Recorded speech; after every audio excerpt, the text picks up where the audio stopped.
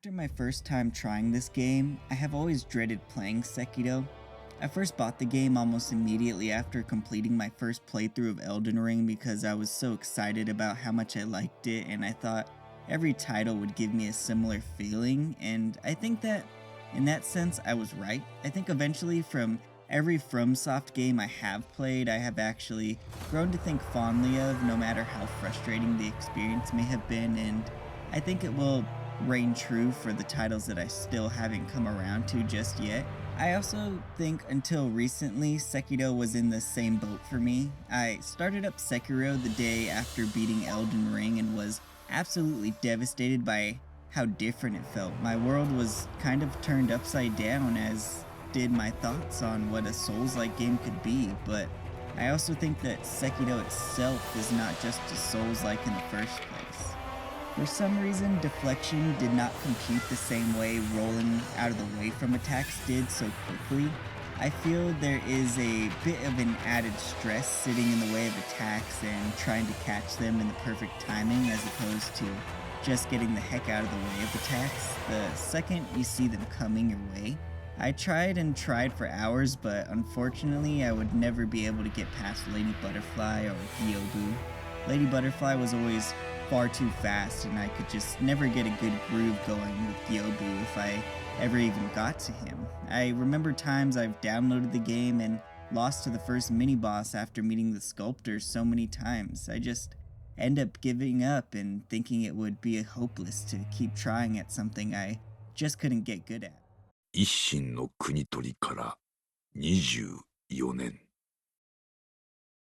芦名の国は斜陽にあり。狼の忍びはすべてを失っていた。育ての義父も、守るべき主も。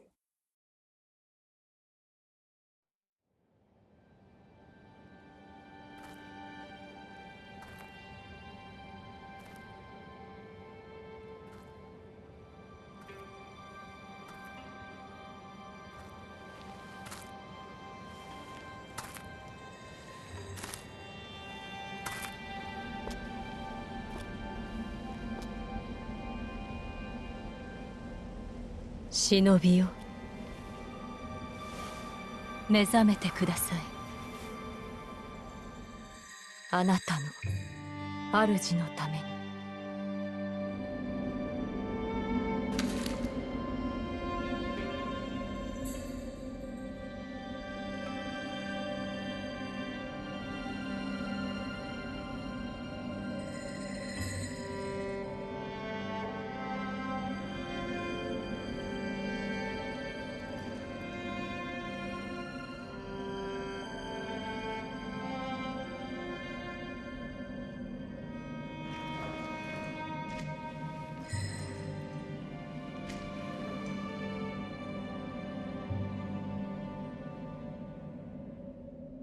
FromSoft games were never really super appealing to me due to the high difficulty curve, but eventually Elden Ring came out and changed everything. I was terrible at it. I died hundreds of times probably before ever even beating Margit the Fell Omen, but for some reason I stuck with it and I refused to go mad and turn it off. I faced the adversity in the face and I conquered it. When I did finally get to Melania, I did not waver there either, but it was not easy, taking me 3 days to finally fell the swordswoman. Elden Ring taught me the importance of difficulty in video games because in order to experience its vast, beautiful world, you have to work for it. I think that Sekiro embodies this to a T and did it before Elden Ring. I'm actually quite a ways into the game at this moment of writing this video, and the world of Sekiro has honestly blown me away completely. I think that the interconnectivity of the world is even better than in the first Dark Souls game, and the scenery is, dare I say, more beautiful than the vast landscapes of Elden Ring. Sekiro makes you work extremely hard for its rewards, but I think that they are more worth it than can be fathomed until you experience it for yourself.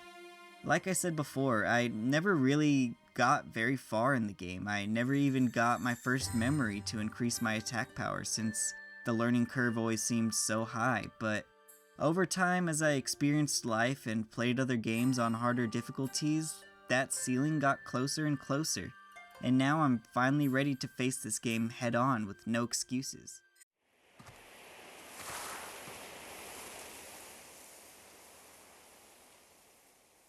久しいな、巫女よ。叔父上の墓前以来か。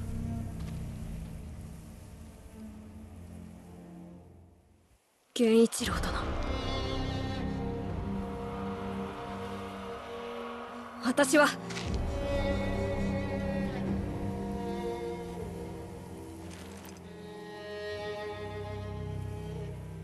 すまぬ。お任せを。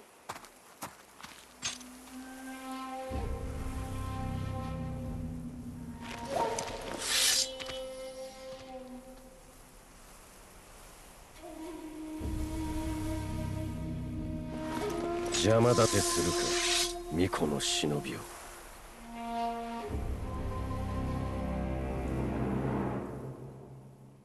There is no specific reason I started playing, really. I was just bored scrolling my PlayStation library, deleting some games that I didn't think that I would play anymore, and I wanted to download something I could make a video about from my past, and the two games I decided to re-download were the original Dark Souls and Sekiro Shadows Die Twice. At the time, I was still obsessed with Monster Hunter, but that all changed when I loaded up Sekiro for the first time a few days later. I think what really made me fall in love with this game is the fact that I finally realized that deflecting could be done in a different way than just looking for the visual tells that meant an enemy was about to attack. A few months ago, I watched a YouTube video on Hi-Fi Rush saying that they thought Sekiro is one of the best rhythm games alongside that one, and it kinda was baffling for me. I never thought to even consider Sekiro could be anything but a Souls-like, but this time around playing, I could see that it was blatantly obvious that every boss in the game had their own rhythm you could follow to block their attacks, and for some reason that's what made it finally click for me. If you have ever checked the very bottom of my descriptions in my videos, there is a link to the music that I make, and while it's not for everybody, I'm a serious artist and I take pride in what I do with my creativity, and while I have been an artist since Sekiro even came out, the road to being a confident artist has been its own struggle. When I first started, I didn't even know what singing on beat even was.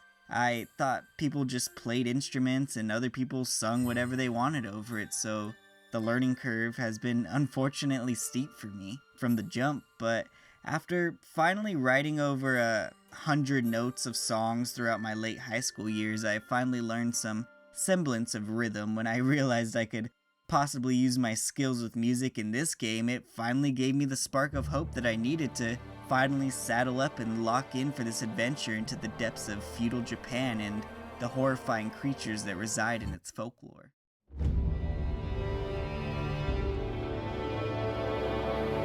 時は戦国末期、日の本すべてを焼いた戦火はいまだに勢い衰えず、山深い芦名の国にも燃え広がっていた。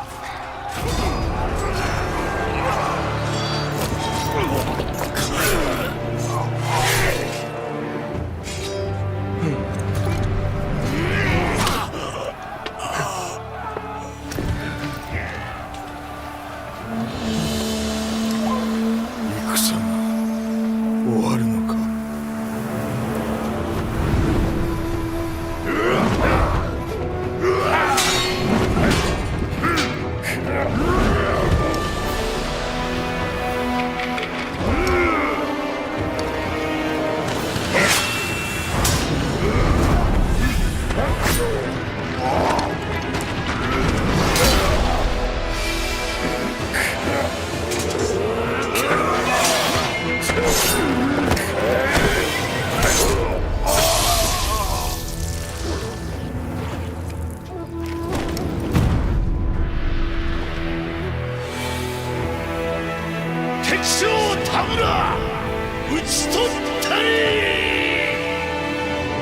剣聖アシナ一心国取りの決戦であった。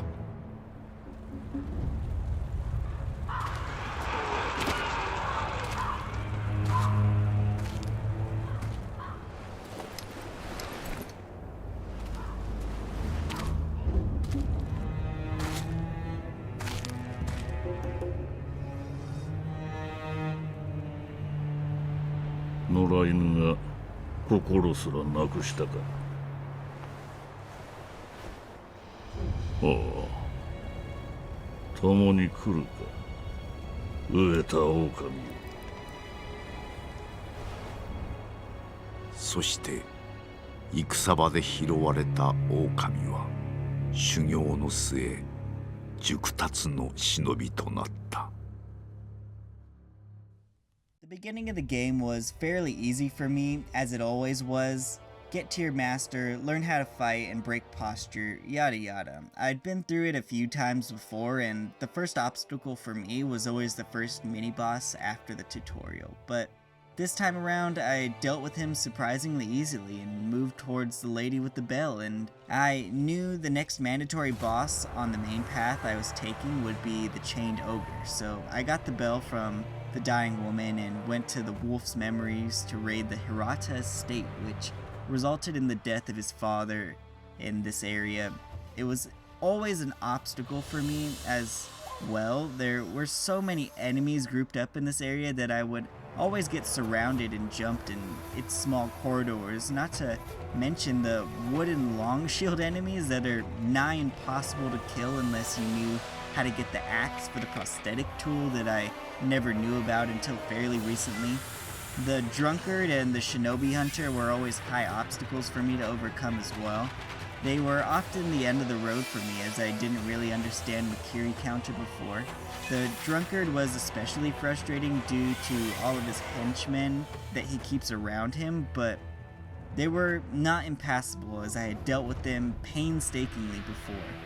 This time around, I decided to save the both of them for later and just grab the flame barrel so that I could take care of the ogre with ease, and unlike all the other times where this guy would absolutely murk me over and over, I stayed aggressive, kept moving, and overcame this obstacle with relative ease, only dying a few times due to minor mistakes, usually overestimating how many times I had to hit him before dodging or deflecting. My next major obstacle would be Gyobu the Mounted Spearman and Lady Butterfly.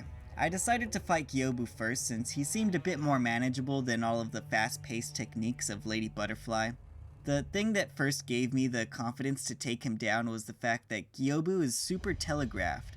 If I just kept calm, drew out his attacks, and punished accordingly, he was no problem. I felt like a lot of the time the reasons I die are either I haven't learned how long the enemy's attacks were, or just my own haste and greed trying to speed up the fight by overextending myself. After killing Gyobu, I definitely had the confidence to finally defeat Lady Butterfly for the first time. I mean, she only had one death blow charge, right? Until this point, I had never beaten Lady Butterfly's first phase. I didn't even know she had a second phase in the first place. I was completely dumbfounded when I noticed the fight wasn't ending. I did suspect that the battle did seem a little too easy, only requiring one death blow. This did not stop me though. I couldn't really figure out how to use the snap seed in order to cancel out her illusions. I overcame this mountain that had blocked my progress so many times before. I don't know if you would consider it cheese or strategy, but I don't think the second phase adds much difficulty to the fight beyond extending it and the annoyingly slow blasts that she shoots at you mid-air as she attacks you. Whenever she would summon her army, I would just run around the map in an oval and pretty much did the same thing when it would do the Elder Dragon rain on you after she dispels them. But one way or another, I finally landed the final blow on Lady Butterfly, strengthening my determination to finally take this game head on.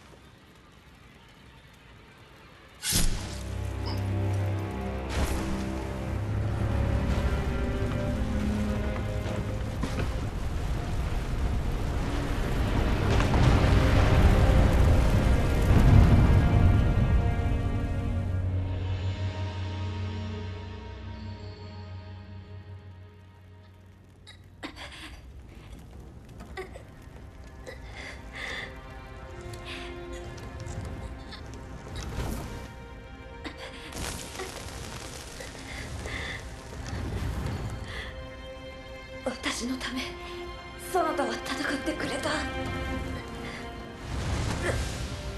ておくことなどできるものか。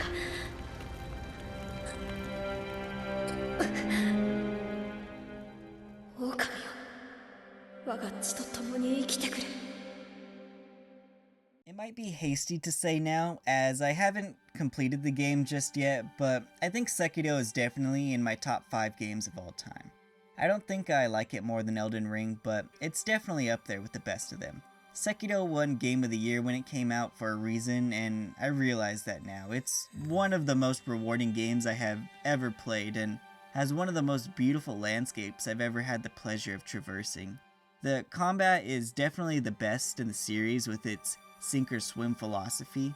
I think Sekiro will go down in history as one of the best games released on the PS4 era, and I can't believe it's taking me this long to reach this conclusion myself. This actually has me wondering why I don't remember hearing much about it even though it was Game of the Year. I feel like it came and went without making a sound, which I think is very in the spirit of the stealth aspects of this title. I think that the moment I finish Sekiro, I want to re-download Bloodborne and see if I can ignite a similar passion within myself for a game again. Bloodborne has also felt impossibly hard for me every time I have tried to play it, but I hear such good things about it, I feel like I'm missing out. I'm also planning on returning to Dark Souls as well to see how I feel about it a year after beating it. Finally, I think I need to finally get to Dark Souls 2 and 3 as I've been a bit adverse to playing these titles again after the horrible time I've had with them already, but just like Sekiro, I think I can learn to love them as well. If you enjoyed this video and you have any tips or personal opinions on Sekiro and your experiences with the game, or if you just want to chat about nerd stuff with me, please leave it down in the comment section below, and leave some suggestions for other games you'd like to see me talk about or try in future videos on this channel. I'd like to thank you all for watching. All that I ask is that if you liked this video, please leave a like and subscribe down below. I will be releasing a new video every Monday.